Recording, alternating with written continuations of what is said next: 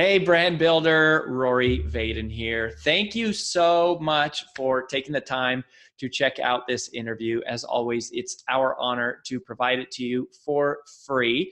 And wanted to let you know there's no big sales pitch or anything coming at the end. However, if you are someone who is looking to build and monetize your personal brand, we would love to talk to you and get to know you a little bit and hear about some of your dreams and visions and share with you a little bit about what we're up to see if we might be a fit. So if you're interested in a free strategy call with someone from our team, we would love to hear from you. You can do that at brandbuildersgroup.com/podcall, brandbuildersgroup.com/podcall. We hope to talk to you soon. Hey, everybody. Welcome to another episode on the Influential Personal Brand. This is AJ Vaden, one of your co-hosts here, CEO of Brand Builders Group. And y'all, this is such a special treat today because I get to have an old friend on the podcast, and you guys are about to meet Natasha. But she and I actually went to college together and completely lost touch for like several years. And then we both ended up in Nashville. And most recently, I think this was like at the beginning of the pandemic, I don't even know if you remember this, but we ran into each other at Starbucks. And I was like, I'm pretty sure I haven't seen you in like 10 years. And then from there, I started following you online and following your blog, and you're doing so many cool things online. And then one day I remember being at Green Hills Mall and I was walking around, and I was like, pretty sure that's Natasha on that sign. And we have such an amazing community of people who are trying to figure out how to monetize their online following. And you've done that in such a unique and brilliant way. And it really is through doing what you love. And so I thought I would have you on the show to talk about this and just a little bit of some accolades. You've got over 160,000 followers on Instagram. Your blog is like, you're monetizing your blog in incredible ways. You're doing all these really cool things. And I think the biggest reason why I was so excited to have you come on is not just because you're a friend and I've known you for a long time, but I really think you have created this really cool niche path where you're not like, oh, I'm going to create a course, I'm going to write a book, I'm going to do speaking, I'm going to do a podcast. You're going, no, actually, I know what I want to do. And you're doing it really well, and you're amassing this incredible following while you're doing it. So I want you to share all your secrets with our audience. So welcome. Absolutely. Welcome well, I'm thrilled to be here with you guys. Thank you so much for having me. Oh my gosh, it's going to be awesome. And so we start every episode with this kind of same question. And I told you right before we started, you've had approximately 2 minutes to prepare for this. I just want, here's what we want to know is how did you get to be doing what you're doing? So give us your backstory. Yeah, I think, first of all, a lot of people in social media kind of just stumble into it.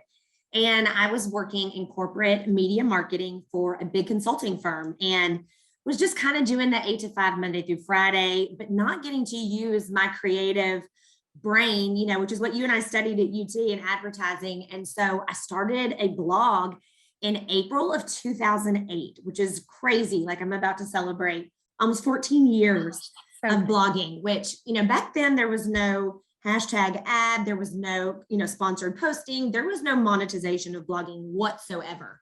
It was mainly me sharing recipes, media events, things going on in my life in Nashville, just as a way to kind of document my life and serve as an online kind of creative journal, if you will. And so I started doing that on the side, and it really kind of picked up in 2010 when I got engaged to my now husband, Jeff. And that was pretty much when Pinterest started becoming extremely popular and everybody wanted to know all about wedding inspiration. So that was pretty much one of the early focuses of my blog and all the social media channels. And that's where I developed, an audience and a community of people who wanted to follow along. And so from that, it was all things wedding. And then we, got married and got pregnant. And then it was instantly all things pregnancy and motherhood and nursery and home design. And so the cool thing about my social media channels is that it has absolutely followed me through a lot of the chapters and all of those peaks throughout my life. So it's fun to see so many of the people that have followed me since day one, believe it or not. And they've seen me, go from a corporate marketing manager to running my own e-commerce business to a full-on life and style blogger and kind of navigating all of those different paths. Oh my gosh. And you said something that I think is so important. And it's actually something that we talk a ton about at our company Brand Builders group, as we talk about how it's like to really become known for anything, you have to become known for one thing. Yeah. And to hear you say that it was like really where your following started was in that wedding niche. Yeah. And then Which from is so there, crazy to me, but there it wasn't a lot of expanded. bloggers back then. There Yeah. was a handful of us. And so I think obviously the pickings were a lot slimmer. But it's like, I think that's proves such a great point. It's like go all in on one thing that you're super interested in, that you're super passionate, that comes really easy to you, build a following with that, and then let it naturally and organically evolve from there. Yep. I I think it actually resonates with your audience a lot more, and you build that relationship and that rapport. And most importantly, the trust. Yeah, I think that's huge. And it's like, because now it's like you talk about so many different things. It's like you've got cooking recipes, you've got fashion, you've got tips, trends, favorite things that you love. You still have your girls on there all the time, which I Of love. course. It's such a family component. But you talk about travel a lot. And I love, learning about your properties that you have in 30A. And it's like all these different cool things that it's evolved to. And so I'm curious, and whether this is just what you've done naturally, or maybe there was some logic and science to it. I don't know. I'm so curious to see what you're going to say, but how do you decide what is going to be the theme and the topic that you're focused on? Well, obviously, I think a lot of that comes from just real life. What do I have going on in any given day, week, or month?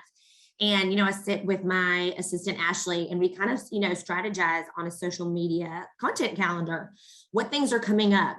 Obviously Easter's on the horizon, or summer. So we're thinking of family stuff. We're thinking of spring break plans. We're talking about upcoming summer destinations. So all of these things a lot, just go along with the season. But I'm also thinking about, what do people want to hear? I mean, a lot of times people come to social media for an escape from the real world, but I'm also just very blatantly honest, I think. I kind of show different facets of my life, which is how I've kind of moved more into life and style rather than just family or just fashion. I can get kind of bored of just showing fashion or just showing my family, because I think there's so many different things that make me me.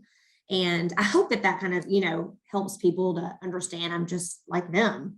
Yeah, no, I think that is true. And it's like even I had all your stuff pulled up even before getting on here. And it's like, I love too, of like how much of it just reflects your personality. It's like, everything you do screams you.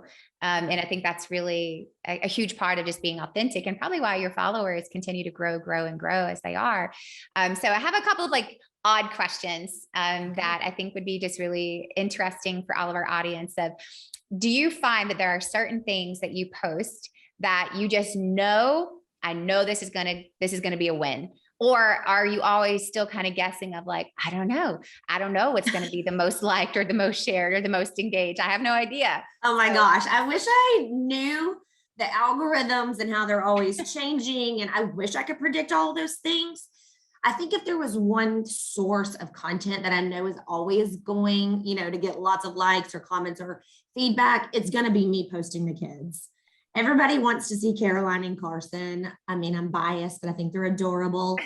They have grown up with me having a phone in their face or, kind of showing our day in the life. And so I think people really relate to that in this journey of motherhood and trying to balance it all and not knowing everything. Our parents didn't have social media to have to think about and worry about with their kids, and we do. And so I think that's something that I'm always struggling with, but I want to be open and honest with my followers about. So I definitely think if I show family, people are going to always just like, oh, yay, happy family. But then I also show, the crazy behind the scenes of everything too. Yeah. But I would definitely say family, and then travel. Everyone loves travel.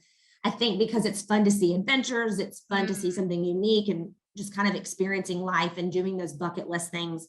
And that's definitely something Jeff and I have tried to instill in our kids is, collecting memories, not just stuff.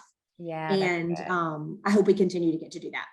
Oh, I love that. And I think that speaks true. It's like, and one of the reasons I'm asked is like, we've been doing a lot of split testing with our different social channels, and I can post a piece of content And then I can post pictures of me and my kids in our Halloween costumes, and that will get 100 times the engagement that my piece of content did. And I think it speaks a lot to, it's like people really want to know more of who you are versus what you do. Yeah.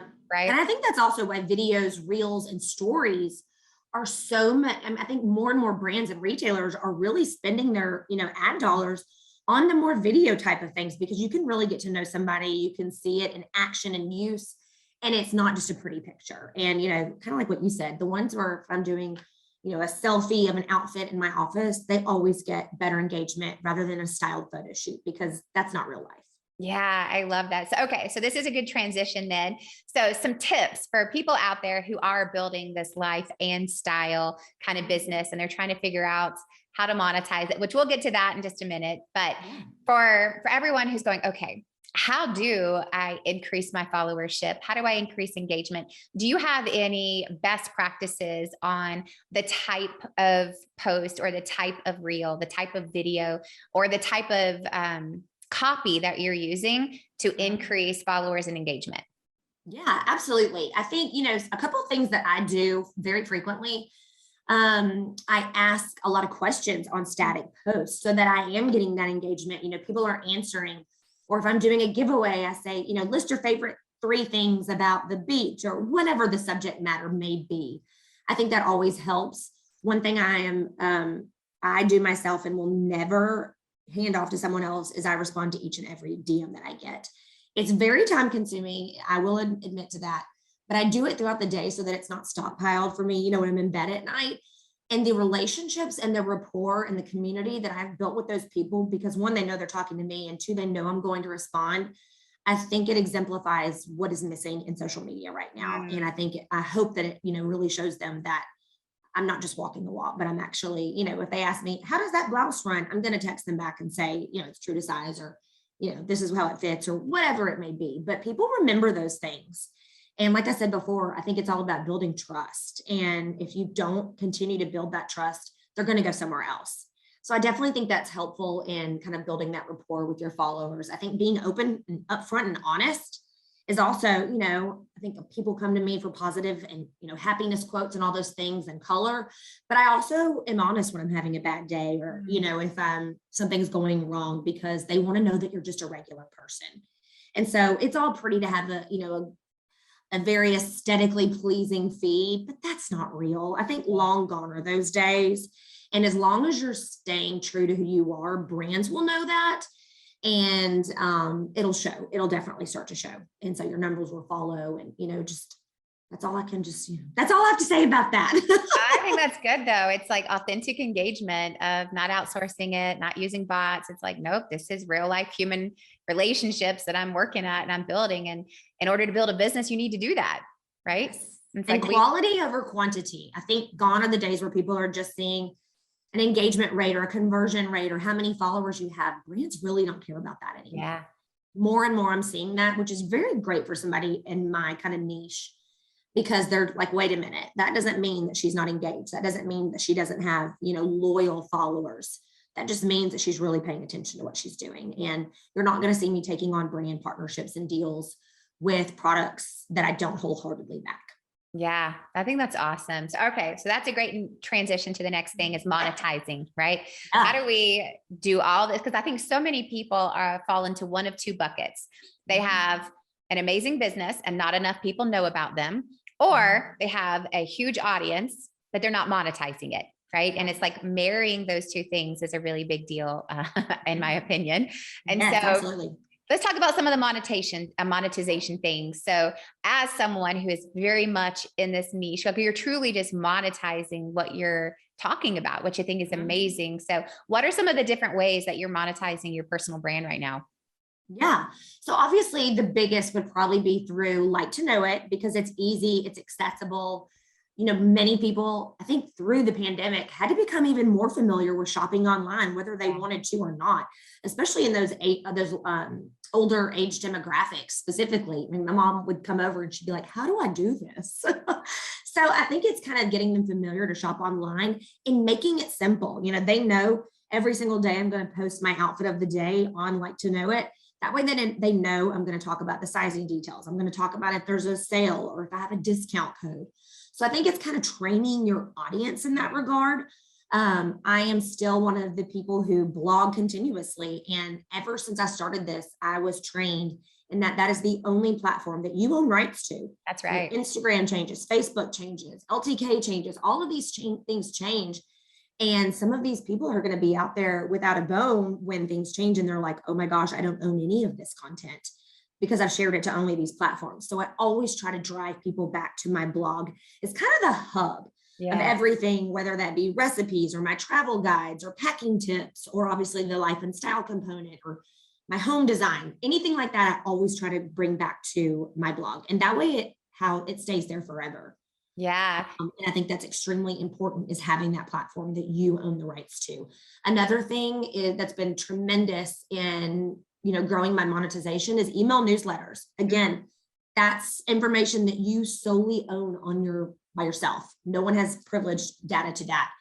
I also work directly with brands. A lot of times you have to go through these middle media people. And a lot of times I'll reach out to brands directly, whether that, be searching for their PR or media email on their website, or if that's actually sending them a DM on Instagram. And a lot of times that's how I've gotten some of my longer term partnerships, like Soma Intimates. I work with them on a monthly basis and have done so for a couple of years now. And it was me taking a chance and saying, I'm interested in working with you. I think I would be a good fit. And so I think it's not being afraid to hear no. I love hearing that. I mean, you're going to hear no. I hear it all the time still. So don't be, don't get upset if you hear a no, because that just means that's not the right fit. And I've, been able to work with some incredible household names over the years. And sometimes it just simply is, sending them a DM. Yeah, because I think that shows initiative, and a lot of people don't. I think a huge part of, and I speak for at least the Brand Builders Group community that we work with, it's like, I think people forget the art of outreach. It's like, don't expect that you're just going to have all these followers and people just come and find you. Maybe that happens sometimes, but you actually need to do some good old fashioned sales outreach, right? Email someone, actually pick up the phone and call them, DM them, do the research, pitch yourself, right? Don't forget that there is still a sale to be made here. So you're still finding, so that's a great question. I would know. It's like, how do you know when a brand is right for you and when you're right for a brand? Yeah. Well, depending on the brand I'm working with. So let's just say, okay, right now I have a couple of collaborations going on with Anthropologie, which every year I make a list of 5 to 10 brands that I want to work with. Those bucket list brands, that's included Lilly Pulitzer, that's included Disney, that's included, different cruise lines. I mean, literally the full spectrum, Nordstrom, Sephora, whatever it may be. And honestly, I reached out to Anthropologie and said, listen, I have a ton of your items, not only in my wardrobe, but in my home. My audience knows I'm all about color. I think this could be an absolute win. And I just kept kind of building that rapport. I would tag them in outfits that I wore, so they know it's very organic. Yeah. And then they're like, okay, wait a minute. Natasha actually is not only a customer, but she supports us. She talks about promotions we have or new arrivals or whatever that may be. So I think it's just, obviously continuously putting that kind of bug in their ear so that you do come top of mind when they think about the ad dollars that they have to spend. Yeah. And it's really it's reaching out to people that you already love. It's who you're already using. But I love what you said. It's like, you make a target list of like, these are my bucket list clients. Like these are the brands I already love. I'm already using, might as well have a partnership with them and we mutually benefit. Exactly. Yeah. I love that. And they're looking, I mean, they're actively looking. They have a group of people, these huge brands have people looking to find you, make it easy to find you. That's right. Yeah. Which is tagging them, right? Exactly. Don't be ashamed. I mean, everyone starts with 0 followers. Yeah. That's so good. Well, and there's this rise of these micro influencers, right? These people that kind of have like that 10 to $40,000 followers. Yes. There's a huge rise in the importance of, it's like, you don't have to have huge followers to make huge incomes by just having an engaged, loyal following. Millions doesn't mean anything if they don't have engagement and exactly. And I think more and more, brands are seeing the bots. I was in Dallas a couple of weeks ago with a brand, and they were showing me how they have access to all of these influencers statistics through a platform that they subscribe to. And it was eye-opening to kind of hear how things are ranked and, the response time with these influencers and how many of their followers are real. And brands are starting to see this and get really smart. So it makes me very happy to know that staying true to myself and being honest, is definitely going to pay off in the long run. Preach. Always, always. Exactly. So, I mean, and you said something too that we talk about all the time, which is, if you're only building on social media, you're building on rented real estate. The only virtual real estate you own is your blog, your website, your email list, right? Those are things that you own. And so some tips to people who are going, I mean, I cannot tell you how many people I know who are like, what do you mean an email list? Like that's so old school. And I'm like, no, it's not. It's the only thing that you really own, right? Otherwise, you're just building Zuckerberg's platform, right? You're helping them more than we have already done. I think they're good. Right. I think they have hit their peak. I think we're good there. So some tips on how do you convert followers into email addresses? A lot of times I'll simply ask, kind of you said, ask for the sale. Simply say, hey, I would love for you to sign up. A lot of times I have added content on my email newsletter that I don't have anywhere else. So they feel like they're getting something special. I include all my special discount codes that I've worked in partnership with brands to have. I keep those live on my email newsletters. I talk about my Target Thursday favorites there. And also I recap a lot of things going on in my life. So I kind of do a little bit more of a deep dive. So I think people want to know, if they know you on a personal level, but they want to continue to know you and develop a better relationship of who you are, that's when they always, want to do that. I'll do giveaways to get them to sign up. That's easy and fun, and everyone loves something free. So just little things here and there, and I dabble it, but I make it easy to subscribe on my website. I have a pop-up that comes when you go to hellohappinessblog.com. So you just have to make it overly easy for them to be a part of it, because people will continue to ask. Well, you said 3 things that I'm going to highlight that I think are really unique and really important to make sure everyone who is out there listening, you pay attention to this. 1 is create unique content for your e-zine, right? It's like, if it's just regurgitated information that they can get somewhere else, it's like, I think there is a huge trend right now of creating unique content for each platform versus taking one piece of content and just splicing it and putting the same piece everywhere. It's like, are you creating unique content for each platform and then making it really unique, special content you can get nowhere else for your email list? I love that. I think that's so smart. Second thing is giveaways. So are you providing giveaways to make it enticing for someone to want to give you your email? So any quick tips on what are the best giveaways that you've ever done that made a huge difference? Oh, goodness. Okay. So as you mentioned earlier, we have rental properties down in 30A. And so a lot of what I try to do is I like to highlight a lot of small businesses. That's something that I've done for years. It's super important to me. It's the backbone of our country. And so I partnered with a lot of rosemary merchants and catering companies and wine distributors. And I gave away a stay at our Rochambeau property for somebody to come and experience 30A. And so we had the buy-in of all of those different communities and brands and shops. And so they were just thrilled, not only because of the potential income that they were getting from that, new followers, new customers, new people on their websites, but then it was also giving back to my community and saying, thank you for being here and doing this. So that was probably one of the most successful. I give away a lot of the items that I design. I've, collaborated with Social Threads on neoprene totes. I've created custom collections of swimwear for the family with the Oaks. I've done accessory concierge jewelry collections. So a lot of times I'll buy those for myself and then kind of put them aside for weekly or monthly engagement giveaways, just to give back and say thanks. Love those ideas. And it's like the next time you do a giveaway for a free vacation on 30 days, you're gonna tag me. Who doesn't want that? So, and it really helps those small businesses. And if there's anything I can do, that's one thing I like. I love that. And it's finding ways to give back in the ways that complements what you're already doing. So everything is still so synergistic and so connected.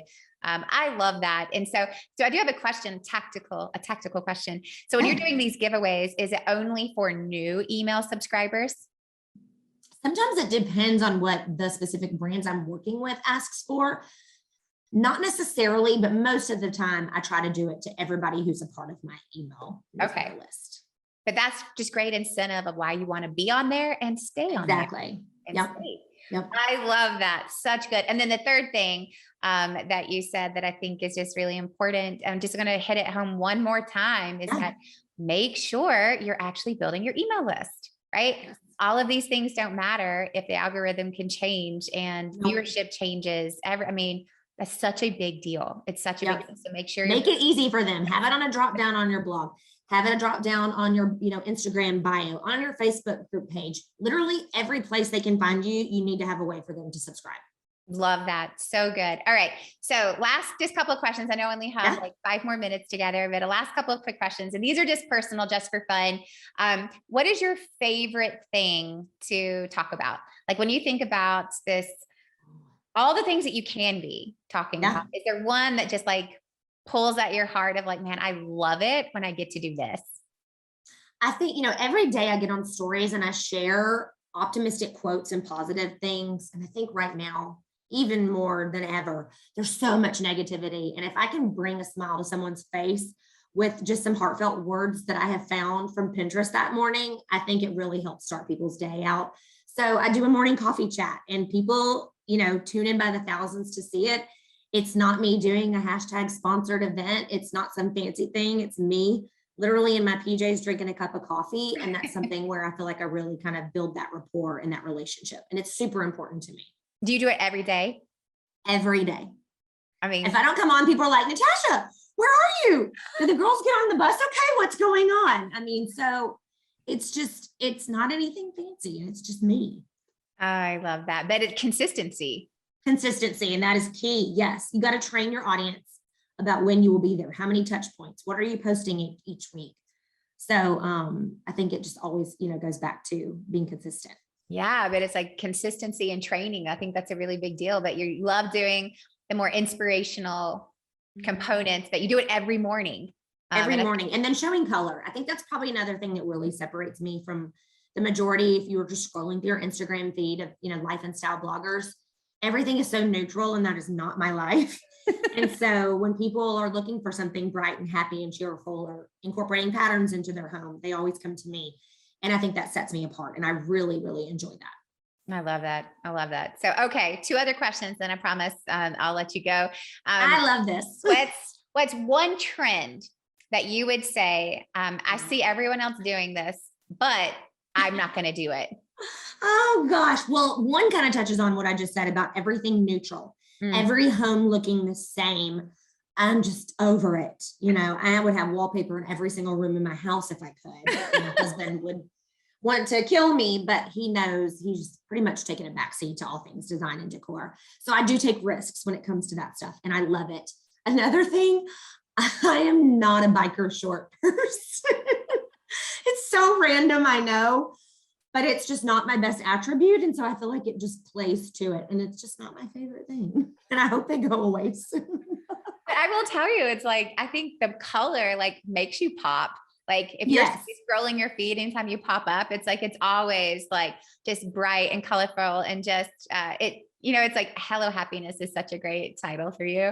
It's like, because everything you are is like so joyful and happy. But like a part of why I wanted to ask is because I think so much of what you're saying just resonates with who you are and it really does come through. So if you were trying to just play with the trends that are popular, it would be, inauthentic to just who you are. You got to stay true to who you are, and including no bike shorts. So including no bike shorts. So if you guys see me in bike shorts, you can come at me because I guarantee you it's not going to happen. I love that. I love that. Okay. This is my last question. And this is more of a tip for the listeners, for anyone who's listening, who's going, all right, I want to make that jump from just building my audience to actually monetizing my audience. What's one thing that you would tell someone to do who's just kind of like trying to figure out, how do I monetize this thing that I've accidentally built? What's the first thing that they should do? First of all, I would find the top 3 things that you want to post about so that you can have a niche. I think people get so disoriented with, oh my gosh, and having to put, balls in each bucket. Find 3 specific subject matter areas and focus on those. That would be my number 1 tip. My second tip would be really engaging with your followers. So good. It's simple, but it's not right. easy. I know it's not easy, and it's something that I'm constantly having to work at. So it's an ever evolving marketplace, but that also makes it fun. Yeah. And it makes it not feel like work. And I love what I do. And so it doesn't. Never boring. No, it's not. It's never boring. This has been so good, y'all. If you don't know Natasha, please go follow her. I would say I'm going to drive you to hellohappinessblog.com.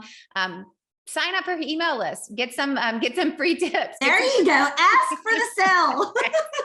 I'll help you with that.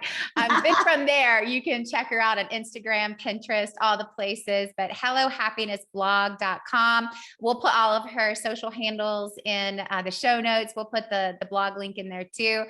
You're doing amazing stuff. Thank you so much for coming on. It's really exciting for me to get to learn from you and also to reconnect with an old friend. So thank you so much. Likewise. Thank you guys so much for having me, AJ. It means a lot. All right, everyone. We'll catch you next time on the Influential Personal Brand.